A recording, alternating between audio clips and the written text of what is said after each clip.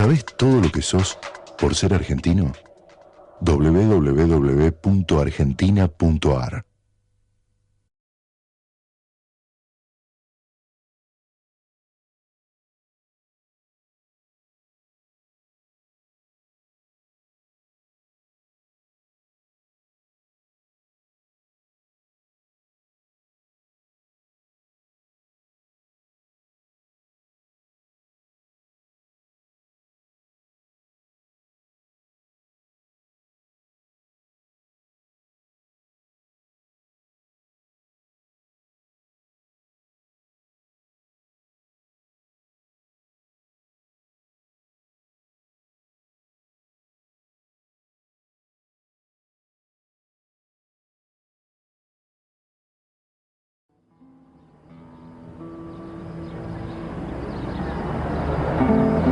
Olga marcha sola en esta plaza que ni siquiera tiene signos políticos como la Pirámide de Mayo o la Casa Rosada.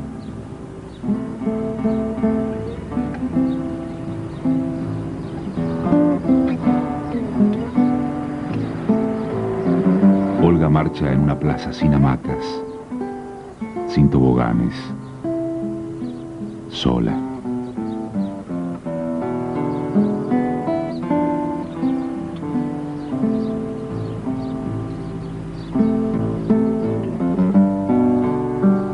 Olga continúa la ronda, que es el exacto opuesto a un juego.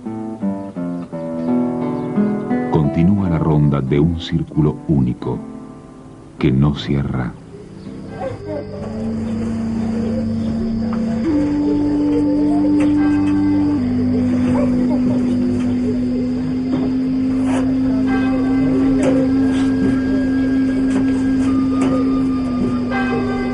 Ningún hombre es cualquier hombre.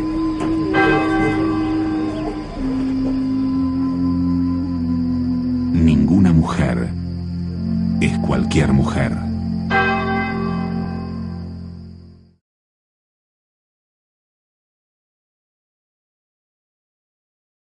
Estamos sufriendo, de veras. No es mentira, estamos sufriendo. Uno da ganas de llorar cuando ve sus cosas. Y además, en ese tiempo no pudimos reclamar nuestros derechos, porque si reclamaban, todo aquel que reclamaba sus derechos amanecía muerto. Ahora sí hemos quedado como ver un ser sin derecho a nada de esta vida. Eso es lo que quería llegar, porque a mí me pone mucho en qué pensar lo que ha sucedido.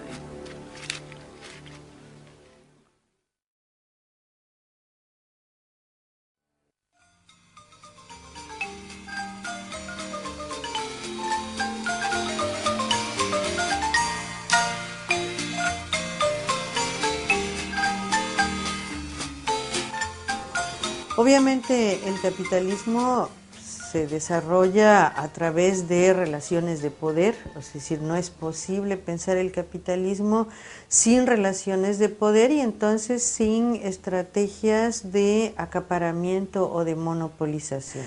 Y entonces el territorio siempre es uno de los propósitos fundamentales de la dominación capitalista. Y porque nosotros le reclamamos que no queremos salir, entonces nos decía de que somos guerrilleros, porque nos fueron guerrilleros, nos fueron enfrentados con ellos cuando ellos empezaron a masacrar a nosotros. Entonces los grandes poderes en los diferentes momentos de su historia han ido intentando tomar posesión sobre algunos de estos recursos y territorios, principalmente sobre territorios que tenían 4 recursos que creo que son los más importantes para definir la reproducción global en este momento. Uno de ellos es el de la biodiversidad, las selvas, los bosques, y entonces, bueno, ahí el lugar privilegiado fue América Latina.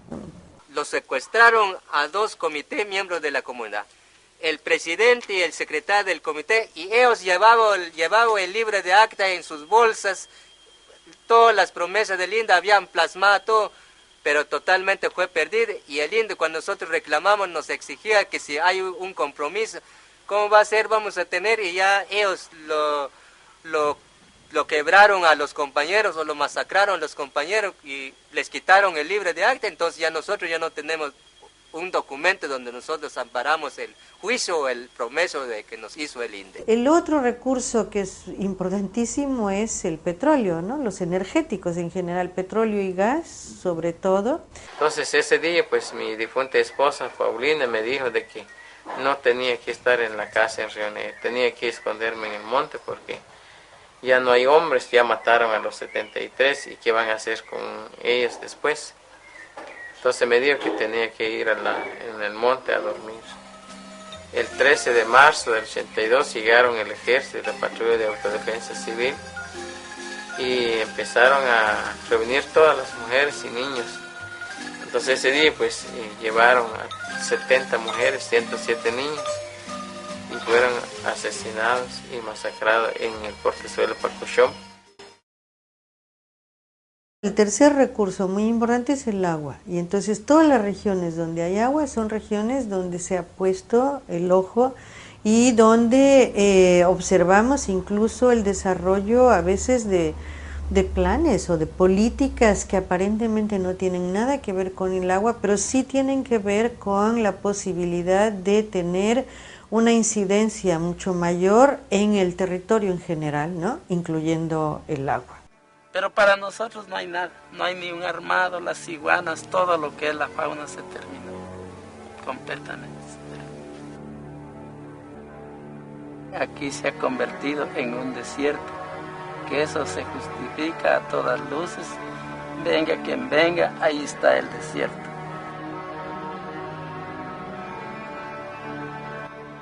Bueno, entonces se diseña a partir de ese momento una estrategia que avanza, por un lado, con tratados de libre comercio o con acuerdos comerciales que permiten el paso de inversiones, sobre todo las grandes transnacionales, a estos territorios, pero que además se acompaña con toda esta política neoliberal que viene desde un poco más lejos de flexibilizar las reglamentaciones, ¿no? En el caso, por ejemplo, de minería o de petróleo, en general en los países no se admite inversión extranjera hasta que el neoliberalismo empieza a cambiarlas.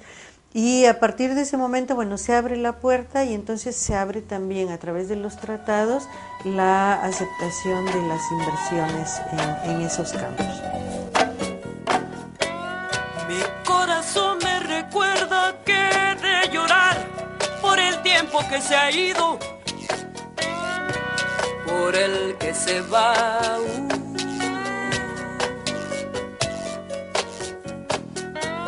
Agua del tiempo que corre, muerte abajo, tumba abajo, no volverá. No volverá. Haría un corte a partir de la firma del Tratado de Libre Comercio entre México, Canadá y Estados Unidos, porque precisamente en ese momento los medios de comunicación de las oligarquías comenzaron a construir todo un imaginario en torno a que esta modalidad de convenio internacional hacía que México entrara al primer mundo de lleno, ¿no? Eso lo que hizo fue construir todo un escenario de maquillaje y de construcción de prestigio, ¿no? Una especie de fábrica mediática de prestigio que pintó a México a nivel nacional y a nivel internacional como un espacio donde por fin el neoliberalismo hacía de las suyas y gracias a eso se podía pasar a un nivel de desarrollo del país nunca antes visto, ¿no?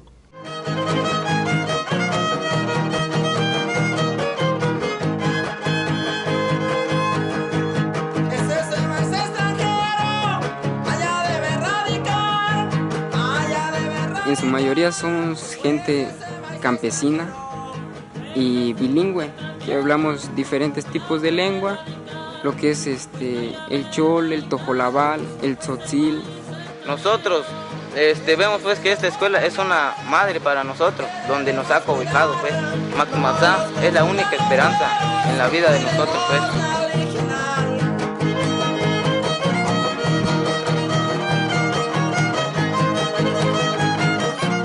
Las normales rurales, su principal característica es que le dan una formación política a los estudiantes. Si los quitan, ciertamente van a quitar a maestros que tienen un enfoque distinto, un enfoque más cercano a la gente, al pueblo, al campesino. Esto es un proyecto para ir cerrando las escuelas normales rurales. Hace falta muchos maestros en Chiapas, sin embargo, vemos también que no hay esa disposición del gobierno por mejorar esa situación. Está siendo manipulado por organismos como lo que es el Banco Mundial y el Fondo Monetario Internacional.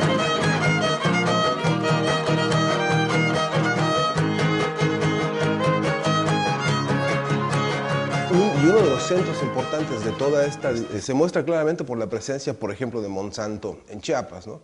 Donde se ve clarísimo que la repetición de la misma estrategia de explotación, de la misma estrategia de devastación, del mismo proyecto de avasallamiento en los campos, en los cultivos, en las selvas, que bueno, hemos visto en el resto de los países en América Latina.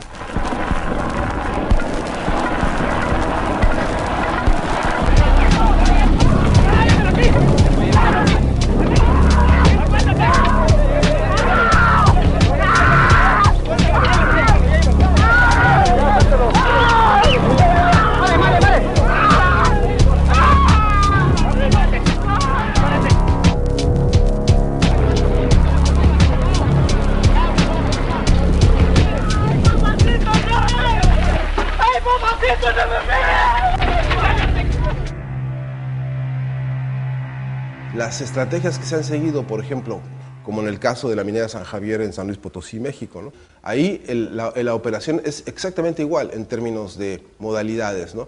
Hay un capital que por encima incluso de las contradicciones políticas que tienen los poderes hegemónicos a nivel de los gobernadores, etcétera, donde se dan contradicciones muy fuertes, incluso por encima de lo que no les conviene a los propios políticos, porque los deja ver verdaderamente como unos peleles de las empresas.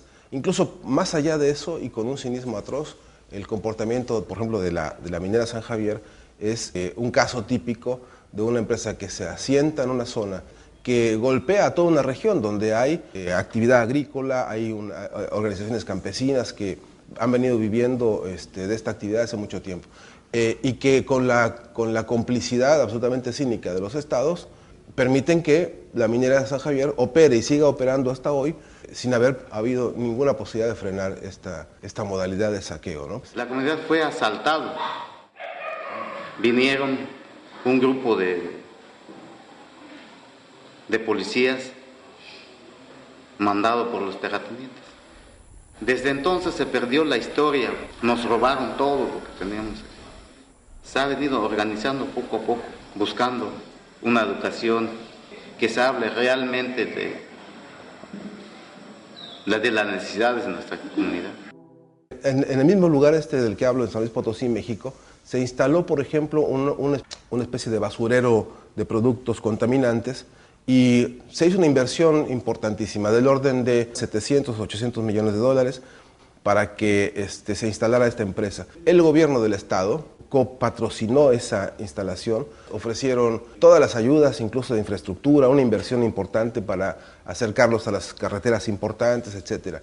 La empresa empezó a operar con una primera descarga que ellos colocaron en su terreno que adquirieron además por dos pesos, y lo siguiente fue que se organizó una gran protesta social para frenar la presencia de esta empresa. Las organizaciones sociales lograron paralizar a esta empresa y la empresa demandó al Estado porque no podía operar en virtud de que estos movimientos sociales se lo impedían, ¿no? Entonces, además de otra cosa, la empresa fue indemnizada por el Estado, ¿no? Entonces, uno abre perfectamente la posibilidad de la sospecha cuando sabe que incluso el hecho de que esas empresas dejen de funcionar y dejen de operar es un gran negocio porque la indemnización que se les pagó quizá representa lo que no hubiera podido ganar por actividad de trabajo la empresa, por lo menos en 10 años. Así que hasta en esa modalidad me parece que es importante poner atención, porque son los frentes de manejo económico y financiero que permiten generar saqueos redondos, ¿no?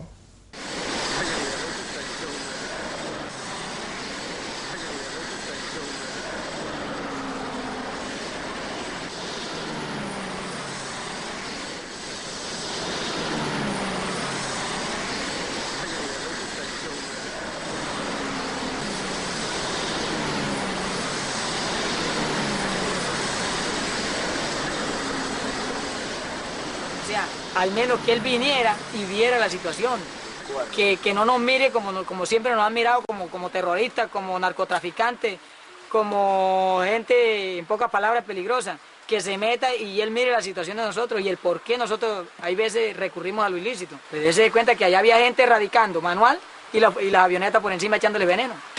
Entonces eso es algo como tan injusto.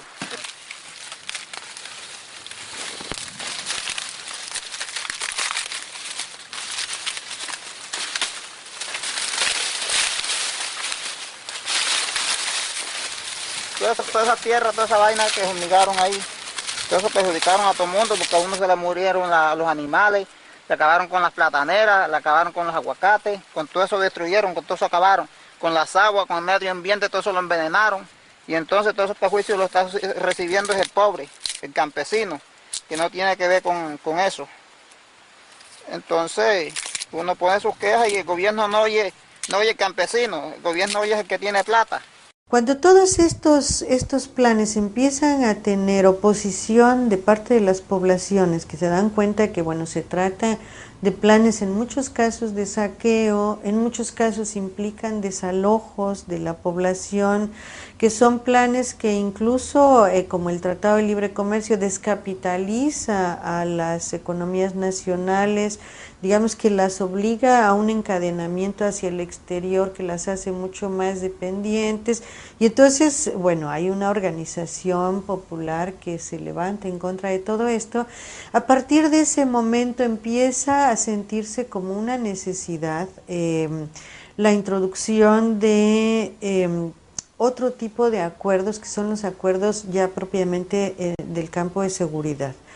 Pueden ser instalaciones de bases militares directamente, puede ser realización de ejercicios militares, puede ser la aprobación de leyes antiterroristas en la mayoría de los países. Es uno de los casos más escandalosos que tenemos ahí para orquestar agresiones y asesinatos y desapariciones de comunidades indígenas enteras, ¿no? Buena parte de la movilización que han tenido que hacer las comunidades indígenas huyendo de la agresión de estas empresas que financian a terceros llamados guardias blancas, es decir, policías pagados o represores sin uniforme pagados por las empresas, y esa es una de las expresiones más concretas en la mecánica de apropiarse directamente de los terrenos.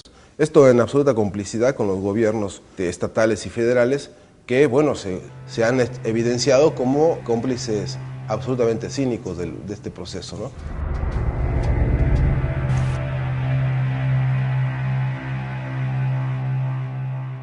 Desde el punto de vista de alguien que vive sobre un acuífero, por ejemplo, ¿no? La población que vive sobre el acuífero, el país donde está ese acuífero, la diferencia de que sea la empresa Bechtel o la empresa Suez la que esté privatizando esa agua no le va a cambiar demasiado, ¿no? Quizá puede establecer las condiciones con algún pequeño matiz de diferencia, pero no va más allá de eso. Es de todas maneras una apropiación privada de recursos que son para el bien de la humanidad, que son esenciales para la reproducción de la humanidad. Vea, la que está medio la cosecha del maíz que ella, por el veneno, vea cómo se quedó, podrido. Entonces ella sí está verde, pero entonces con los días ella se va, apenas ñame se le termina de podrir y ya se muere todo.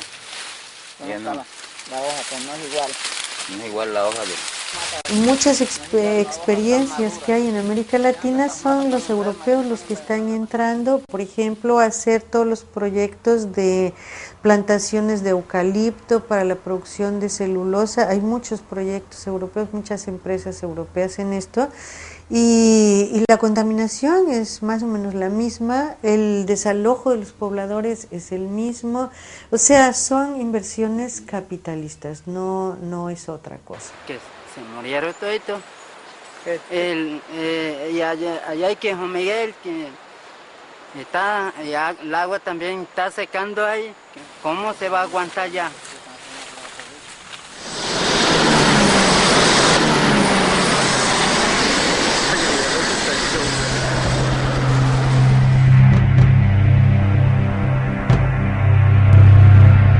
Tendría más o menos 100 metros de ancho por 80 de largo.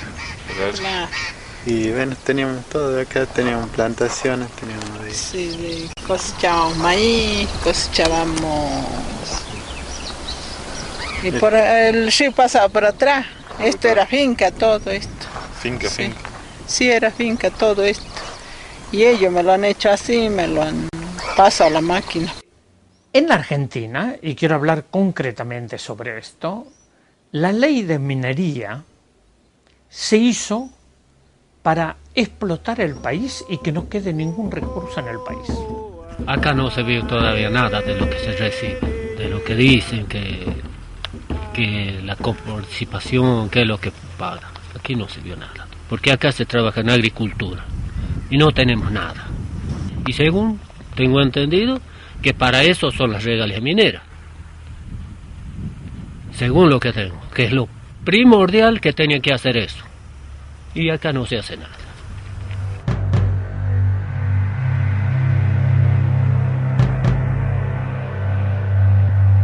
De todos los recursos de explotación de las empresas mineras queda el 1,3% y el resto lo sacan del país.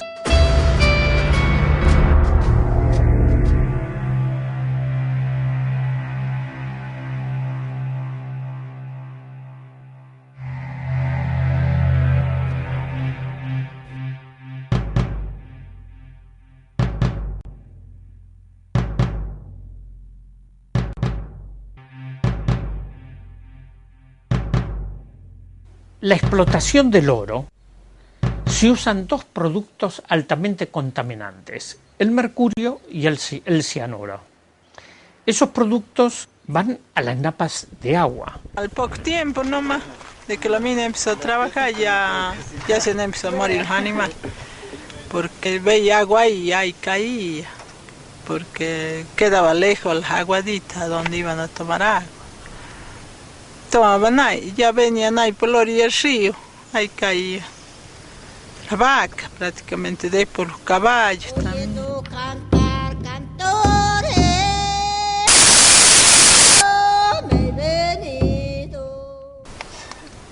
Bronca y tristeza y todo, porque sea que está toda mi infancia, yo lo trabajé acá, de chico, de aquí nacido, bueno.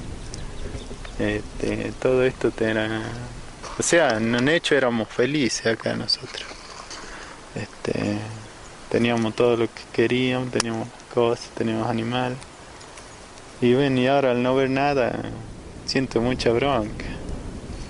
Yo esperaría que, qué sé yo, la gente responsable de esto que se haga cargo y reconozca lo que hiciera. Aquí hay un nuevo tipo de conflicto que ha emergido en los últimos años, donde se da entre ciertos sectores del capital, fundamentalmente transnacional, multinacional, frente a poblaciones o asambleas ciudadanas policlasistas, multisectoriales, que incluyen, por ejemplo, en el caso de Esquel, desde poblaciones mapuches, campesinas, hasta sectores de la sociedad rural, local, clase media. Lo mismo con otras características se repite en Gualeguaychú con el tema de las pasteras. Digamos, el fenómeno se va repitiendo en distintas localidades y lugares del país y que revelan un tipo de conflicto diferente del capitalismo. A mí me parece que frente a estos estallidos, a estas situaciones así que fragmentan la realidad, es importante pensar un modelo de mundo global donde encontremos razones para entender este tipo de situaciones, ¿no? En primer lugar, claramente este tipo de conflictos es del capitalismo global. En todos los casos, uno de los polos está ocupado por una empresa o un grupo de empresas de capital transnacional. O sea que son productos de una lógica internacional y global del capital de buscar nuevos horizontes de reproducción y de lucro. Nuevos horizontes geográficos y nuevas áreas en los cuales reproducir su ganancia y hacer su negocio.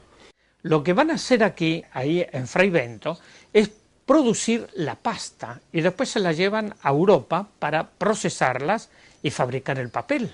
El primer mundo en este momento necesita papel y entonces nos usan a nosotros para la materia prima. Cuando aquí se acercaron las papeleras, fueron recibidas como grandes panaceas para nuestra economía. Eran los niños mimados de los medios de difusión, eran los niños mimados de los políticos. Es curioso que nuestro gobernador dijo que como tanto lío por eso de la papelera allí en Fray Bentos.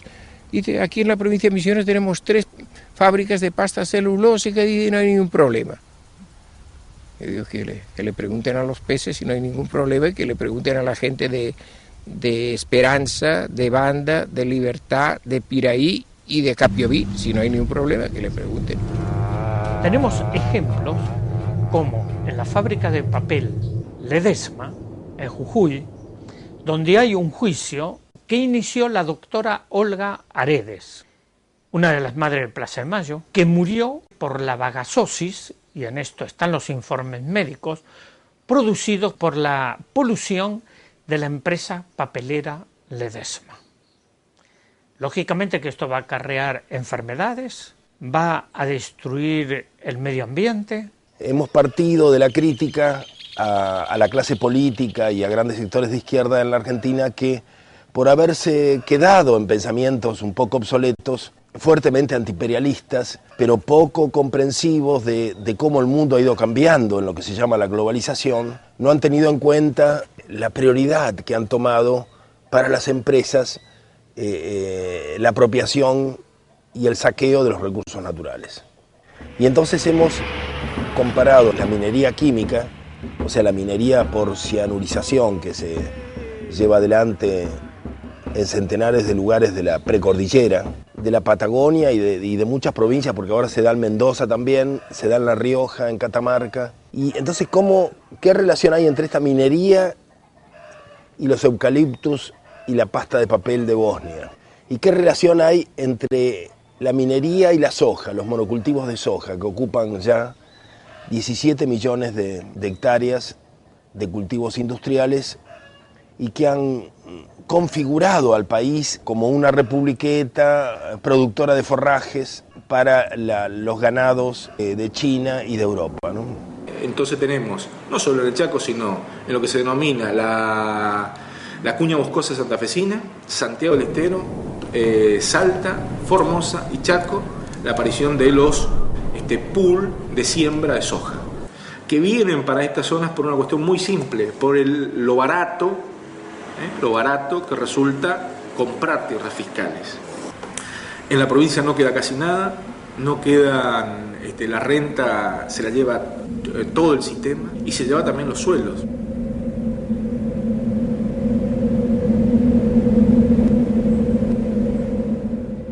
Hay una empresa acá en estas tierras que explotó más o menos la cantidad de hectáreas es 36.000 hectáreas que viene explotando desde el sur. Uno no más allá, uno no puede ir más allá, ponerle, voy a hacer un paso más allá, chocar con el alambre, que bueno, más allá te privatizan ellos, ya que estamos aislados entre medio ya diciendo, pues, no podemos ir poquito más allá porque bueno, llegamos a ese alambrado ya que el dueño hay amenaza, tanto como los finqueros, todo.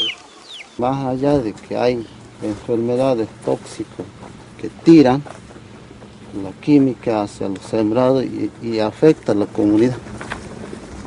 Esa agua, cuando fumiga el avión así, como se ve que es blanco, ¿ve? Ese es el veneno que tira y y caen en esa agua y hacen daño a los animales que tenemos nosotros, porque los animales de nosotros vienen y toman y mueren. Y ese la empresa no reconoce nunca. Nosotros como pueblo, como comunidad, lo único que sabemos es que se desmontan y no se sabe quiénes venden esas tierras, en qué lugares, en qué despachos se hacen esas ventas, ¿no? Solamente se ve cuando ya se producen los desmontes. Que venimos peleando y hacemos cortes de ruta, porque nos dañan, directamente nos dañan, mucho nos dañan. Hace poco murió un anciano huichí a consecuencia de todas las balas de goma que le metieron hace muy poco tiempo con la represión. No es policía privada, es la policía que el gobierno manda a reprimir. O sea, las empresas no tienen necesidad de gastar en policía privada. Es la transformación de un ambiente natural en otro tipo de ambiente. En este caso, la mayor parte es destinada a la agricultura y a la ganadería. Toda esta parte que vemos acá, este amarillo amarronado, es lo que se había deforestado en el 81. ¿Sí? En el 2001 lo celeste y al 2005 se anexaron todas esas partes. Quiere decir que todo lo que está acá en colores es lo que ha avanzado la fragmentación y cómo se ha, digamos, un ambiente que era bastante homogéneo en bosque, ya tenemos reducido fundamentalmente a la zona de las serranías.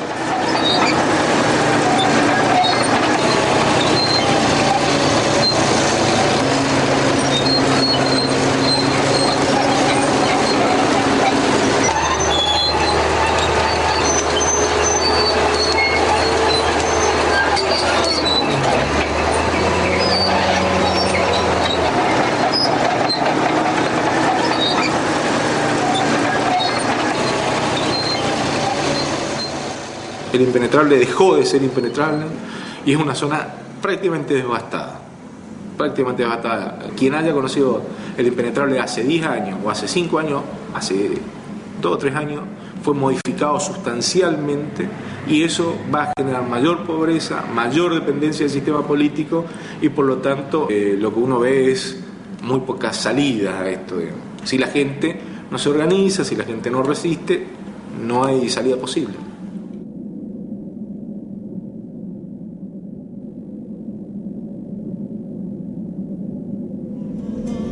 La agricultura industrializada necesita destruir la naturaleza para existir. Es una agricultura productivista que tiene como único objetivo utilizar la naturaleza para producir lucro, para producir ganancia, para producir rentabilidad. Esto produce un absurdo, el absurdo de que en la Argentina hoy producimos alimento para 350 millones de personas y sin embargo no estamos dando de comer a 40 millones de personas que somos los argentinos.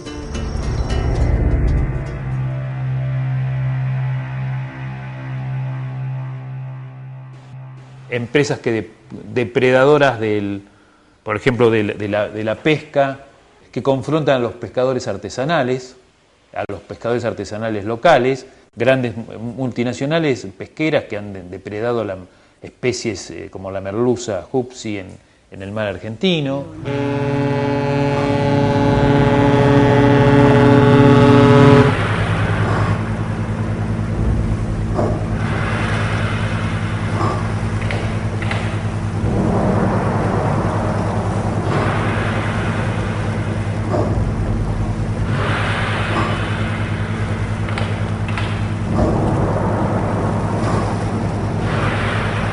Cada vez hay menos. Los barcos antes facevano 2 días, 3 días completavano. Merluza. Ahora devono stare 15 días e tampoco completano, perché non le danno tempo a producir, a pescado, a la merluza. Dios mata hoy, mata mañana. No es solo la merluza, se viene abajo. Todo. Todo porque primero se ha dado autorización a todos esos barcos extranjeros, sea europeas, asiáticas, todo eso. Y bueno, llévese 100.000 toneladas de merluza, calamar. Esta gente no se llevó 100.000 toneladas, se llevó 100 millones de toneladas. ¿Y quién lo controló? ¿Quién lo controló? Nadie. Vacche greche, vacche francesi, vacche italiane, barche norroghi, barche di tutti i colori. O le diste permesso? Te pagaron? Diceva tutto l'oro di Argentina, perché il pescato che c'erano da qua, a parte europeo un pescato non hai.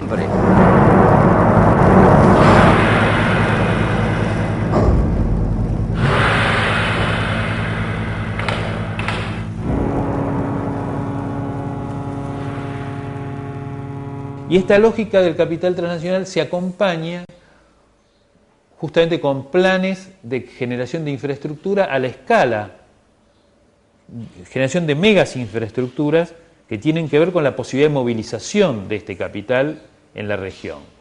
Nos referimos a Hidrovía Paraguay-Paraná, digamos, todo lo que se conoce como los proyectos, las decenas de proyectos que se involucran en el plan IRSA, o yéndonos a la región centroamericana en el llamado Plan Puebla-Panamá, conjunto de carreteras, vías de transporte, fundamentalmente transporte y energía, para sustentar la extracción de recursos.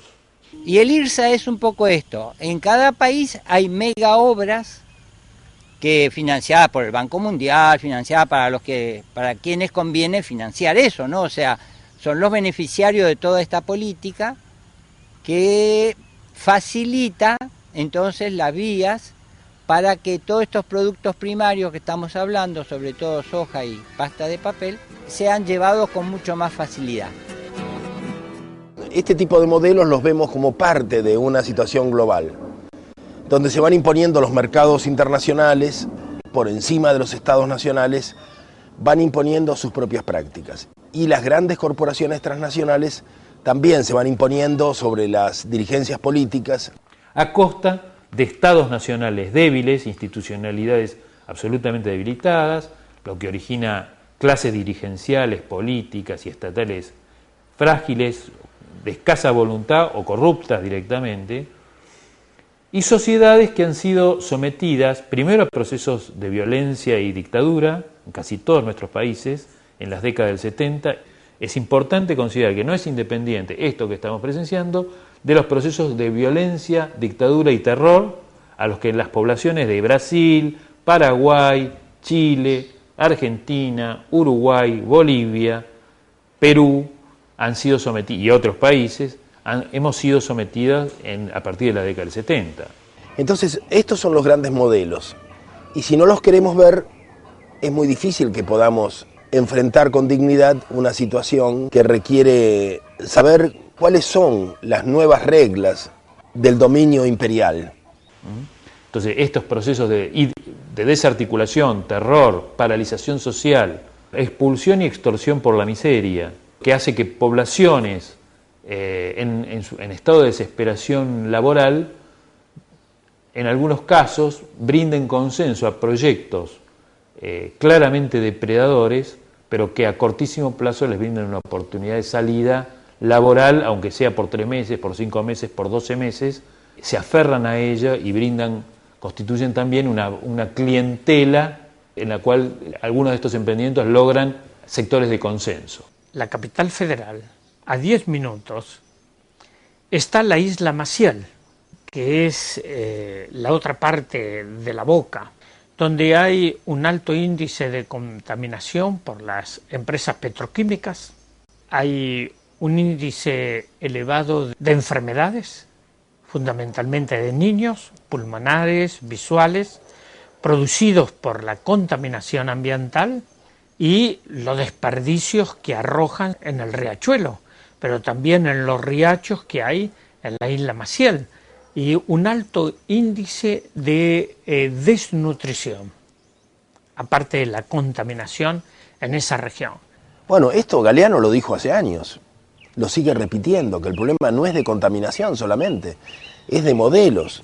Pero bueno, se sigue planteando que el tema es el ALCA, como si esto no fuera el ALCA, además. Que el ALCA, pero se ve al ALCA como una amenaza, cuando el ALCA es esto. Cuando el ALCA es la minería en la Argentina, cuando el ALCA es Bosnia, ¿no? Este fenómeno de la lógica del capital global se da en una escala también regional o multinacional, y afecta a toda la región, Argentina, Uruguay, bueno, en el caso de las pasteras es claro, Chile, con el caso de la minería, esto se repite en Paraguay con la soja, en Perú, donde ha habido grandes reacciones de poblaciones, incluso que han costado muertos. Minera Yanacocha es una empresa con más de 7 años de actividad en el departamento de Cajamarca, a 700 kilómetros de Lima. Debido a la magnitud de su producción, Yanacocha, la mina de oro más grande de Latinoamérica, constituye uno de los sustentos fundamentales de la minería en el país. Resultamos con los niños enronchados, no sabíamos de qué será, pues, ¿no? Vinieron el señor Luis Terán, de nuevo vino para acá a decir que no era tóxico. Y yo les reclamaba, les decía, vino también un ingeniero, un empleado de la mina, un ingeniero. Nuestra vida no tiene precio. ¿Cómo voy a recibir el precio de mi niña, señorita? Entender la globalización es bastante difícil, porque estamos acostumbrados a buscar soluciones fáciles y este es un caso muy complejo. Es una situación muy compleja que requiere respuestas complejas y saber cuáles son las nuevas ecuaciones de la dependencia, ¿no? O sea, entender que este momento de la globalización requiere plantearse con seriedad cuál es la relación de nuestros países con las corporaciones. Sabemos que nuestro Perú es ricacho en oro. Hay bastante oro en nuestro Perú. Pero ¿qué sucede? Que estas empresas mineras que vienen del extranjero, ellos vienen y explotan las tierras mineras, sacan el oro, llevan al extranjero. Prácticamente en nuestro Perú no se ve que hay un adelanto tal vez por ese mineral. Dejarán, de repente pagarán un impuesto, pero en sí no se ve que se está haciendo siquiera que el Perú está libre. Claro, que está beneficiándose. Más bien nos están poniendo esto, a nosotros nos están poniendo una enfermedad con esto. Cajamarca es una zona linda, pero ¿qué será con el tiempo si sigue explotando minas? Yo digo así, porque yo soy una persona campesina, una chacarera agricultora, donde necesita fuerzas para trabajar. Más antes los españoles usaron fusiles, usaron armas y mataron a nuestros peruanos para desviar nuestras cosas. Ahora no necesitan nada, ahora solamente necesitan contaminarnos y llevar nuestras cosas por nuestras narices. Eso es lo que están haciendo ahora. Yo creo que es el momento en que nos levantemos y reclamemos. Pero yo no quiero llegar al momento en que me dé vuelta y no encuentre a nadie, señores. Yo lloro por la causa del pueblo de Choropampa, porque veo a mi gente sufrir. Por favor, les pido que no me dejen solo, porque una autoridad sola nunca consigue nada y nunca llega a nada bueno. Es el momento en que el pueblo de Choropampa nos levantemos, señores, por favor. Nosotros no tenemos por qué pelear entre nosotros, señores. Hay, señores, abogados, ahorita, y que hasta la fecha no tienen ningún resultado. Y yo creo que ya no debemos creer en esa gente. Y si de alguna u otra manera tratan de separarnos, nosotros debemos de unirnos. El causante es la empresa minera Yanacocha. Y nosotros debemos levantarnos y pelear contra esa empresa. No contra mi vecino, no contra mi familia.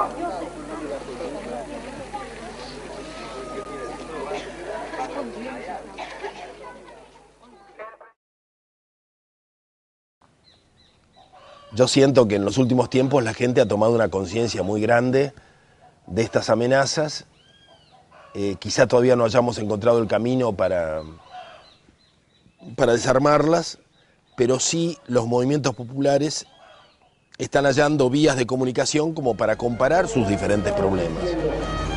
Queremos ponerse a dar diagnóstico a todas y todos, hombres, mujeres. No vamos a provocar a nadie, pero nos tenemos que defender. Somos campesinos, somos gente que está luchando por la dignidad y la defensa de su tierra. Tenemos que unirnos más para que logremos nuestros objetivos finales, que es el progreso real y la decisión que tome lo que tomen nuestros pueblos por nuestras tierras.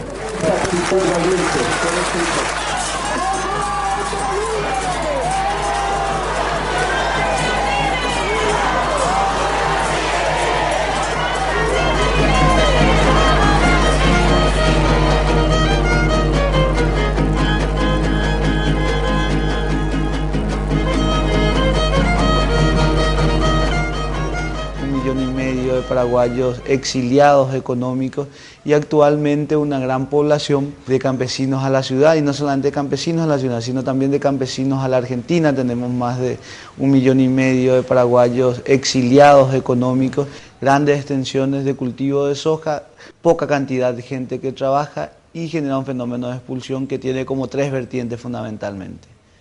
Una es la compra indiscriminada de tierras por efecto extorsivo que tienen los grandes latifundistas brasileños, ¿no?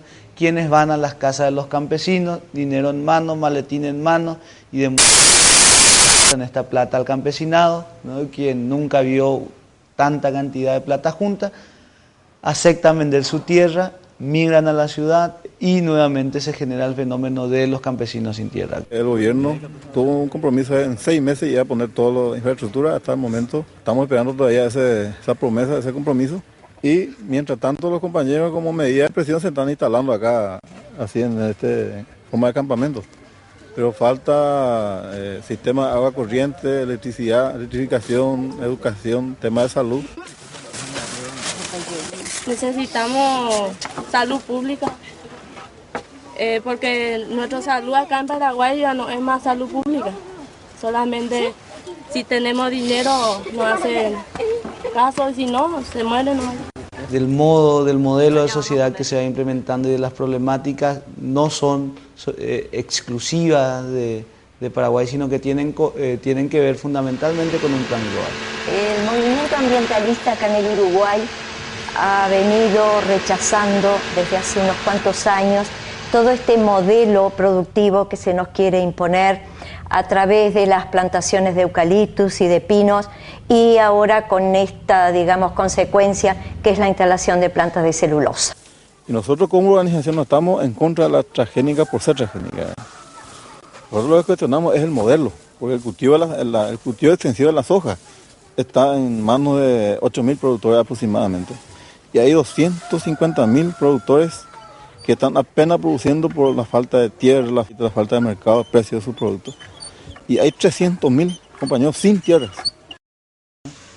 Generalmente se aísla al campesino, se van comprando las tierras de alrededor, y cuando se encuentra completamente ya cubierto del terreno de soja del propietario brasileño, se comienza a fumigar.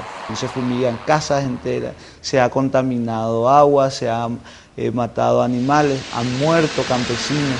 No solo nos oponemos por el tema de la contaminación, que eso es innegable, pero además de la contaminación y de ese riesgo sanitario, nosotros nos oponemos porque estamos hipotecando nuestras tierras, nuestra agua. No se van con la contaminación aérea del glifosato, no se van con dinero, entonces se contratan los capangas, ¿no? Que son matones o sicarios que los propios hacendados brasileños están contratando para amedrentar, para ahuyentar a los campesinos que todavía deciden quedarse en su tierra, en su pedazo de chacra, para seguir cultivando. El supuesto propietario, hasta hoy que nosotros sabemos, se llama Jorge Barú y actualmente vive en Argentina, pero hasta hoy nada de documentación. La superficie del terreno es 2.802 hectáreas, aproximadamente estamos ahí instalados 250 personas aproximadamente. Violentamente fuimos desalojados. Acá enfrente, era mi casa. Primeramente trajeron un tractor y tumbaron y luego quemaron. Y aproximadamente 100 a 110 casas se quemaron violentamente. El tema de las plantaciones de eucaliptus y de pinos ya ha dado sus muestras de que es inconveniente. Inconveniente desde el punto de vista económico, porque no ha dejado nada al país. Cuando hacemos el balance costo-beneficio, podemos decir que el Uruguay más bien ha perdido antes que ganar. Las preguntas son si efectivamente a lo largo este desarrollo que se propone a partir de los megaemprendimientos va a permitir un desarrollo sustentable en el tiempo, donde efectivamente el trabajo tenga una continuidad. Que el Estado no atiende, no tiene políticas agrarias, no se ha llevado adelante la reforma agraria, y como no hay un apoyo al campo, a la producción del campesino, y tampoco se fomenta un cultivo mucho más racional y por sobre todo un cultivo de subsistencia del campesino, lo que se logra es expulsarlo de sus tierras, ¿no? Esta es mi casa. Acá está esta es mi pieza. Acá está el tacuara, mira. Tacuara y carpa, solamente. Entonces se está generando cada vez más rápido y más grande un fenómeno de expulsión del campesino del campo y del campesino, no solamente del campo, sino también del campesino del país, ¿no? Si las plantas se instalan, sabemos que va a haber 250 trabajadores en el funcionamiento de la planta, y entonces decimos, aquellos puestos generados por el turismo, los que genera la lechería, desaparecen. Los puestos generados por la pesca, por la apicultura, que en este momento son muchos, de la ganadería, de la agricultura, no solo la tradicional, sino también la orgánica. Decimos nosotros que hay como 4 M's que están rigiendo un poco la vida a nivel global, ¿no? Una primera M tiene que ver con la materia prima, fundamental, el control de los recursos naturales, el control de la producción fundamental a nivel global. Y en este sentido se ha impuesto que el modelo de producción debe ser, primero, el agroexportador.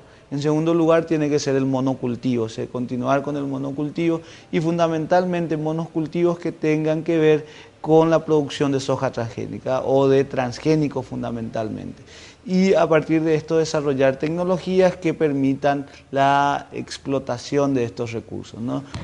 Tenemos la sospecha, yo diría la certeza, de que no hemos tenido la información a nivel ciudadana necesaria para la evaluación de estos procesos. Por empezar, no ha habido información suficiente sobre la ley de forestación. Nosotros decimos que con respecto a la forestación, el trabajo que se ha brindado ha sido totalmente inconveniente. Un trabajo muy mal pago, zafral, en condiciones infrahumanas, que se han comprobado que se trabaja hasta en régimen de semiesclavitud.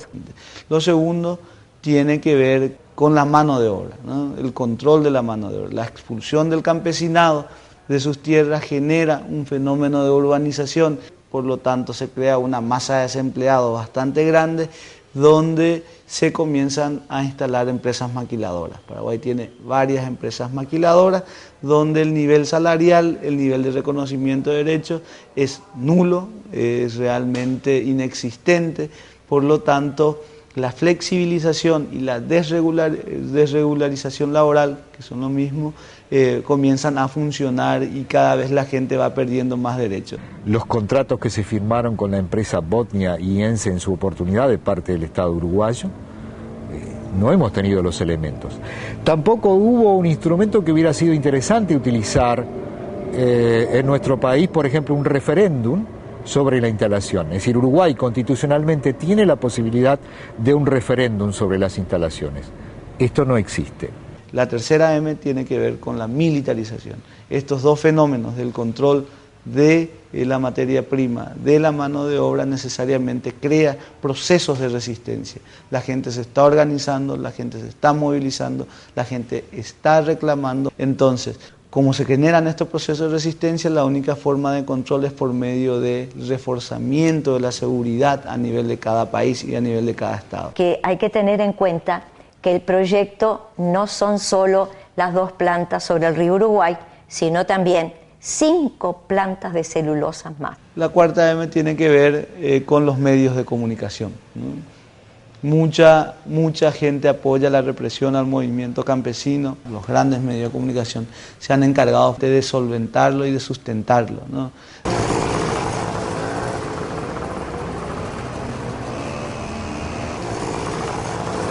Y cuando digo plantas, es importante remarcar que son megaplantas, con una enorme producción por toneladas anuales de la celulosa. Y lamentablemente pasaríamos a ser un país contaminado con muy poca capacidad de comercio y aún de producción. Allí hay también una pregunta de reflexión sobre el tema nacionalismo, sobre el tema del progreso que se dice, sobre inclusive la cultura popular. Uruguay es un país del por lo menos tenemos. La cultura de la resignación, por lo menos tenemos trabajo, por lo menos tenemos esto, por lo menos tenemos aquello, cuando en realidad deberíamos tener un poco más de autoestima. Nosotros nos oponemos rotundamente a la instalación de estos proyectos de plantas de celulosa, de monocultivos, tanto de eucaliptus como de pinos. Decimos que se vayan a sus países de origen, que podamos acceder a un desarrollo sustentable, a un desarrollo solidario, en donde se tenga en cuenta, sobre todo, la vida de la gente, no solo del presente, sino también de las generaciones que van a venir. El cono sur está lleno de agua. Fíjate vos que justo la República de la Soja, denominada por el Pentágono, en las áreas de Paraguay y Argentina, fundamentalmente, están sobre lo que es el acuífero guaraní.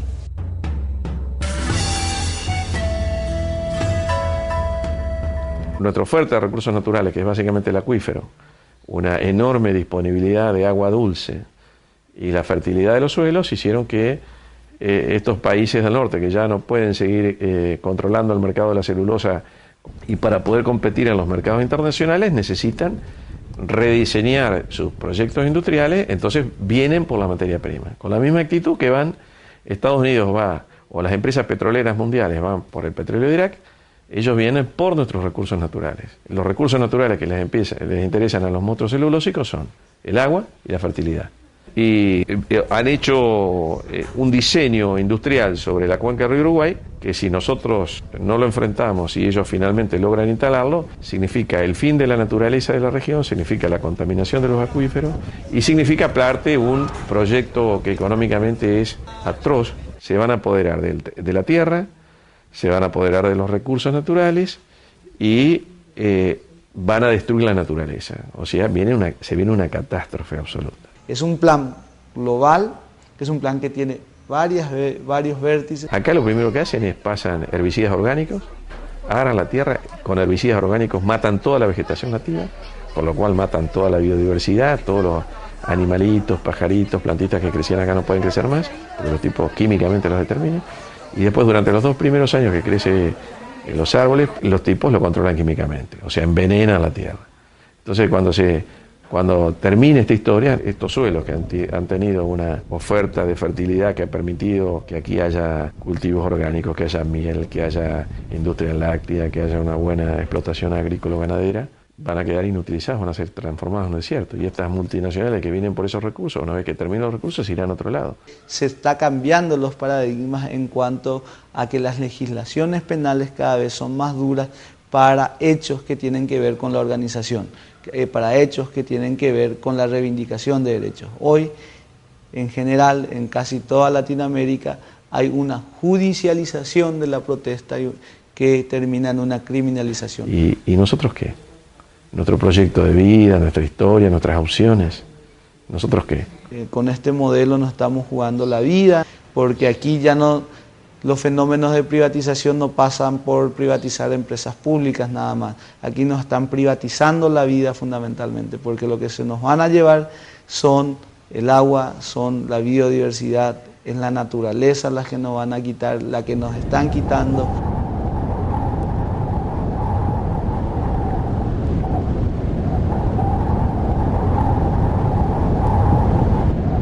Los gobiernos locales tienen en ese sentido pues digamos una responsabilidad que aparentemente en la mayoría de los casos no han sabido cumplir, es decir, aquello de la soberanía nacional, de la defensa de los recursos de la nación para el desarrollo de la nación, es algo que el neoliberalismo dejó un poco en el olvido. Históricamente nuestra dirigente ha sido cómplice de estos intereses. Cuando llegaban estas empresas acá, buscaban los 4 o 5 referentes políticos, los asociaban al proyecto y seguían adelante. ¿Cuántas veces hemos visto esa película? Por eso la desconfianza de la gente aquí. En la mayoría de los casos lo que podemos constatar es que el señor se puede llamar González o Pérez, pero generalmente son empresarios o que están asociados a capitales extranjeros o que se ocupan de ser gestores de esos capitales extranjeros, y que muy rara vez tienen proyectos de desarrollo propios, ¿no? Y el problema es que los gobiernos latinoamericanos, en la mayoría de los casos, son representantes de esa franja de la población generalmente, ¿no? Entonces, la ciudadanía completamente desprotegida de las instituciones que se supone que han sido construidas y que legitiman su existencia y su actuación, y de los gobiernos en que representan a los intereses de la población, demuestran una vez más que no es así. Vemos como en distintas circunstancias, con distintos motivos, el Estado se muestra ausente y cómo la ciudadanía se tiene que autoconvocar, autoorganizar para protestar o para intentar darse una respuesta que sus representantes no le están dando. El caso concreto de la mina en Esquel, el pueblo resistió, se puso de pie y dijo no, porque están a 6 kilómetros de la ciudad, lo que quiere decir que esto sería la muerte del pueblo de Esquel. Y esto no fue que se frenó la instalación de la mina porque el gobierno actuó con políticas públicas, no.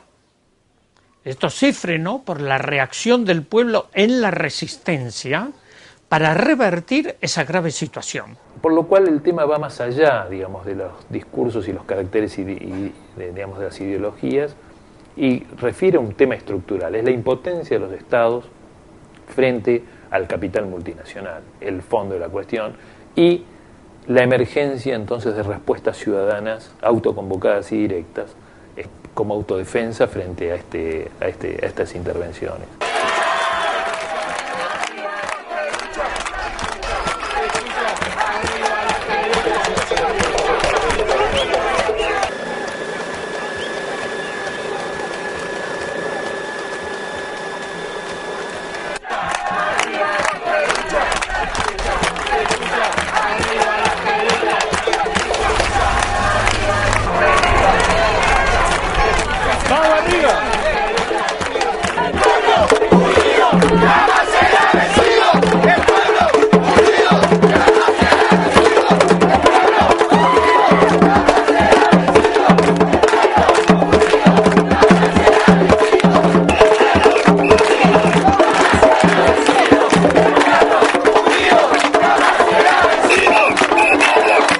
Los habitantes de las dos bandas del río Uruguay vinimos a abrazarnos sobre sus aguas para manifestar nuestra decisión de tomar en nuestras manos su defensa.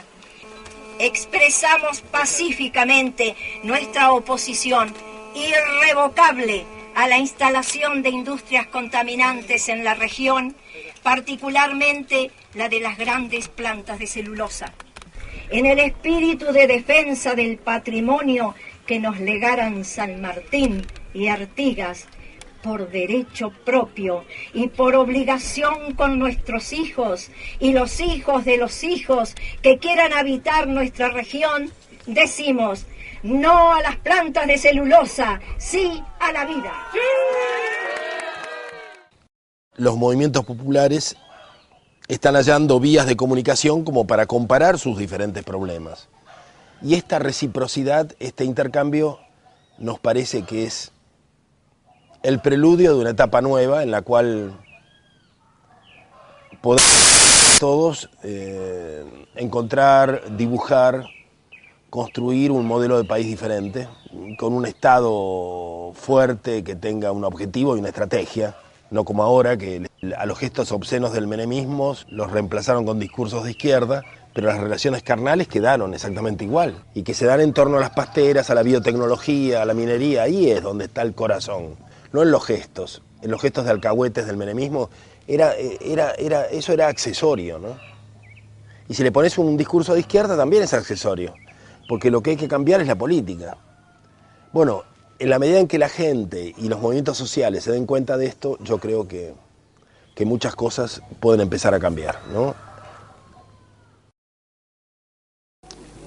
Hay personas que no ven, hay personas que no escuchan, hay personas que no pueden dormir, personas que duelen el cerebro. ¿Y justicia? No hay. Nosotros enfermos y ellos tan felices pasando en sus carros, ¿no? Llevando todas nuestras riquezas, y da eso, da cólera.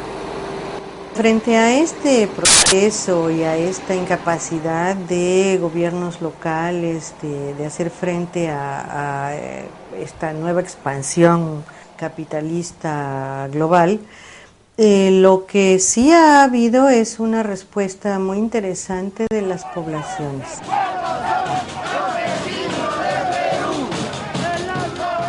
Soy alcalde electo del Centro Poblado Menor San Sebastián de Choropampa, y yo desde el 1 de enero asumo la responsabilidad del cargo y tengo que presionar al gobierno y presionar a Minera Yanacocha que asuma su responsabilidad, porque de caso contrario vamos a bloquear la pista y no hay paz en Cajamarca.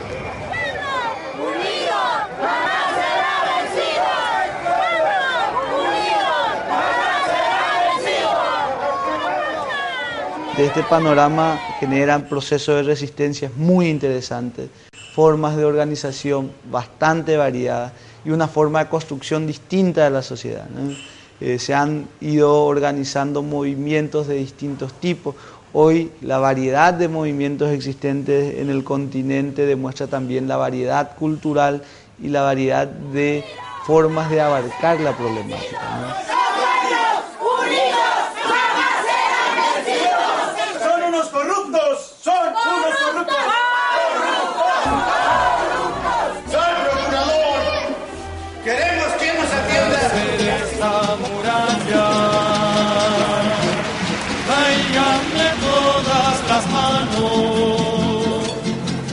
Tráiganme todas las manos, los negros sus manos negras, los blancos sus blancas manos. Junto con esa maquinaria de guerra ideológica que fue el papel de los medios en ese momento, junto con eso vimos también el nacimiento de un montón de formas diversas y de formas muy activas de resistencia, de contraofensiva y de contrainformación o de comunicación alternativa, etcétera, que empezó a movilizarse como nunca vimos tampoco en México. Es decir, la respuesta social de los movimientos sociales de base, desde las luchas, digamos, más significativas de México, se armó también con herramientas de comunicación y ofreció de inmediato una respuesta que no habíamos visto, pues, y que nos ayuda a visualizar un escenario en el que, aún con la descarga mediática financiada por todo este proyecto del Tratado de Libre Comercio, efectivamente hubo un desarrollo de resistencias y de luchas, ¿no? Un caso específico interesante a propósito de esto es el caso de Oaxaca, pero también de Chiapas, ¿no? El escenario donde justamente el día en que se firmó el Tratado de Libre Comercio, justamente en ese mismo día, comienza una experiencia de comunicación social y popular que nunca habíamos visto en México y que nos dio pruebas patentes de una capacidad de comunicación y de convocatoria vigente, bueno, hasta la fecha, ¿no? Ni siquiera los partidos políticos que supuestamente son más cercanos a las causas populares han estado mucho en esto, sino que ha sido la propia población, a veces organizada, a veces que se organiza a partir de esto, es decir, los vecinos que empiezan a salir a la calle, empiezan a plantearse el problema y a partir de ahí se crea una masa crítica que permite evidenciar el problema, hacerlo latinoamericano, o sea, darle una visibilidad realmente que permite tener una articulación con luchas similares de otros lados. Van a venir muchos políticos a ofrecernos. ¿Con venir ellos va a solucionar el problema? No, señores. Con lo que venga Mineros y ofrezca 20, 30 mil soles mañana, ¿lo va a curar tu vida? No lo va a curar, señores. Con la plata no se cura la vida. La vida no tiene precio. ¿Acaso con las obras que están haciendo en el pueblo de Choropampa lo han curado la vida de muchas personas? Ya está, ya es tiempo, ya pasó más de 7 meses. Acá no vamos a venir con nuestra vida. Traigámoslo, señores, vamos.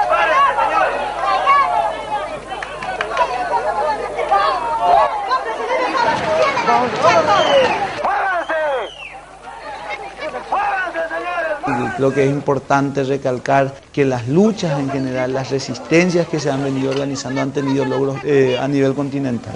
En Paraguay se han tenido logros importantes, el movimiento campesino es el puntal de la resistencia a nivel nacional, a pesar de los 2000 líderes que tienen encarcelados, a pesar de los más de 100 muertos de líderes que han sido asesinados, ya sea por grupos parapoliciales, paramilitares o por el propio Estado, la resistencia no se ha venido abajo. Las luchas ganadas son varias, las victorias que tenemos ante este fenómeno global, ante este fenómeno de imposición, ante esta política de muerte son varias y vamos, creo yo, seguir en esa senda y donde la solidaridad entre los movimientos y entre las organizaciones latinoamericanas se está viviendo, se está desarrollando, va teniendo nuevas formas y se viene fortaleciendo fundamentalmente. Anulación del decreto expropiatorio del 22 de octubre del 2002. Liberación de los presos de conciencia del Frente de Pueblos en Defensa de la Tierra. Así es de que ahora entiende, Montiel. Aquí mis tierras no se venden. Esta es la respuesta del pueblo. No queremos aeropuerto. Abajo el decreto expropiatorio del 22 de octubre. Tierra sí, aviones no. Tierra sí, aviones no. Tierra sí, aviones no. Los casos que vemos específicamente de la lucha, por ejemplo, en Chiapas, de las organizaciones indígenas que hoy tienen en sus manos cámaras fotográficas, cámaras de video, las expresiones fantásticas de estos campesinos en San Luis Potosí, por ejemplo, en lucha contra las empresas transnacionales, pero una lucha que también incluye la lucha de comunicación, ¿no? Una lucha que incluye la defensa contra la criminalización mediática de las oligarquías, ¿no? Una lucha que también es construcción de conciencia, construcción de otras voces, pues me parece que eso es absolutamente sustancial en el nuevo relato que vemos en América Latina, ¿no? Quisiera que la gente en este momento se una. No podemos esperar más. Están dispuestos a luchar por los derechos de Choropampa y de nosotros y de nuestra salud y de nuestra vida. ¡Sí! Choropampa, escucha y únete a la lucha. Choropampa, escucha y únete a la lucha. El pueblo unido hasta vencido.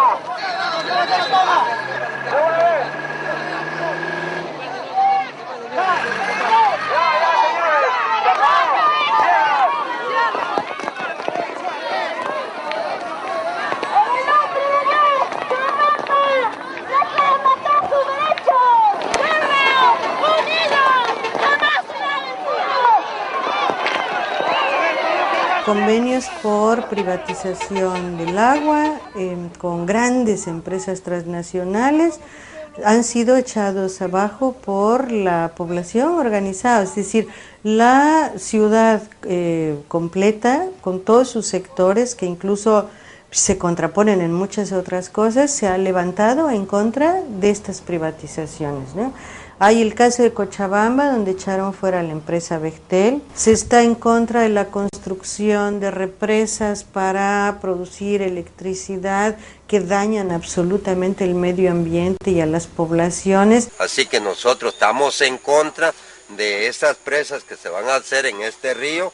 Luego estamos en contra del Plan Puebla-Panamá, porque ahí es donde ellos están logrando la oportunidad de firmar a espaldas de nosotros y que ellos lleguen a hacer un buen negocio para hacerse de buen dinero y nosotros los pobres más a la ruina. Así que con esto pensamos que no vamos a la vida sino vamos a la muerte.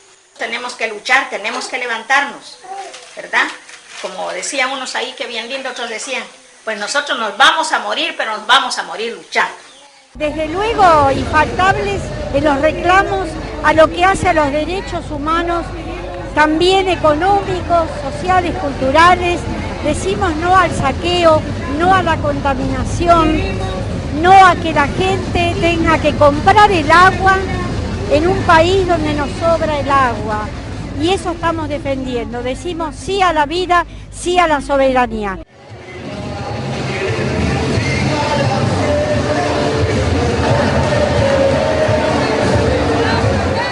Yo soy de la Asociación Argentina de Abogados Ambientalistas y estamos acá sobre todo porque la contaminación, por sobre todas las cosas, es una gran injusticia. El país está viviendo un caos ambiental, está a merced de los grandes capitales internacionales, que son los que deciden el ordenamiento territorial argentino.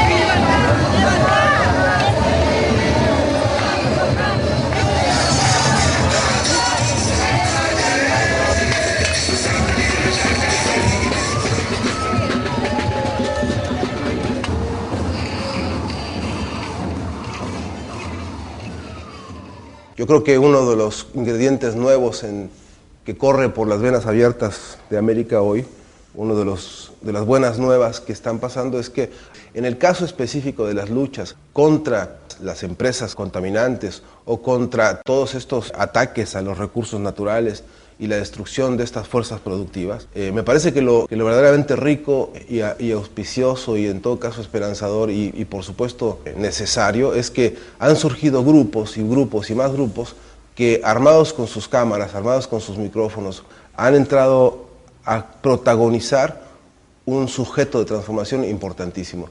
Creo que esa es una de las buenas noticias al respecto de lo que vivimos hoy en América Latina. Yo creo que es una de las puntas además que hace al mundo entero voltear a mirar a América Latina y decir, acá está pasando algo que en otros lados no está pasando en términos de movilización, de transformación y de abrir la evidencia de que otro mundo es posible, ¿no?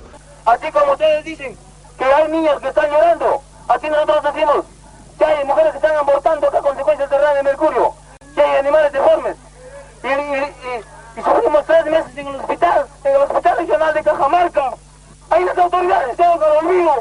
Yo lo digo con muchísima razón, porque tenemos documentos de la Procuraduría de Lima, del Palacio de Justicia, del Palacio de Gobierno, del Congreso de la República.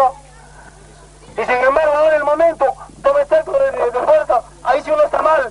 Pero cuando la gente estuvo muriendo en el hospital, hay una aparición que dijo, mira, Yanacocha, hagan justicia.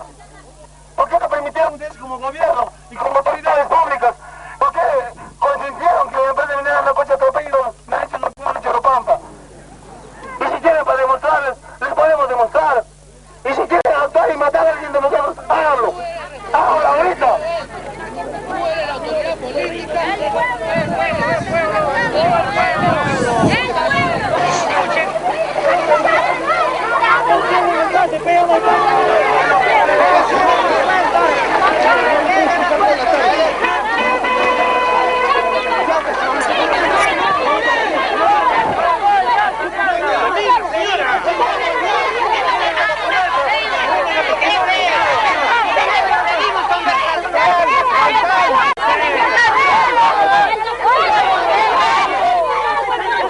Que nuestros hijos estén envenenados. Está bien que un niño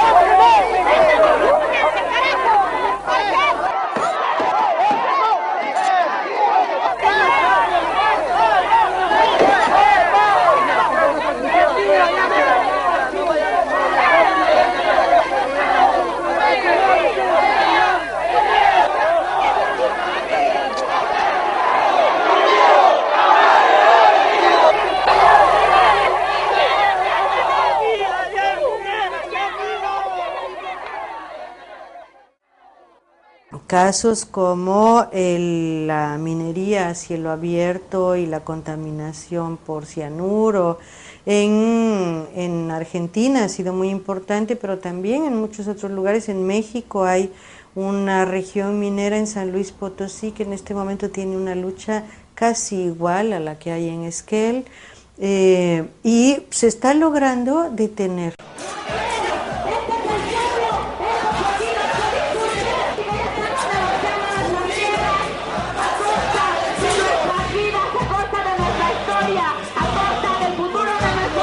Dada la negativa de las comunidades ejidales respecto al proyecto original, el gobierno de la República ha tomado la decisión de realizar los trámites conducentes para dejar sin efecto los decretos expropiatorios.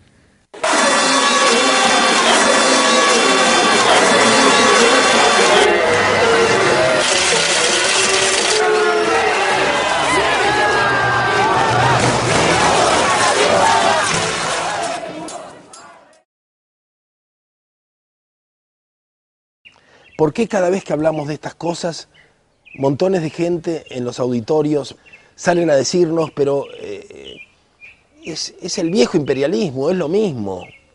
¿Por qué les preocupa decir que es lo mismo?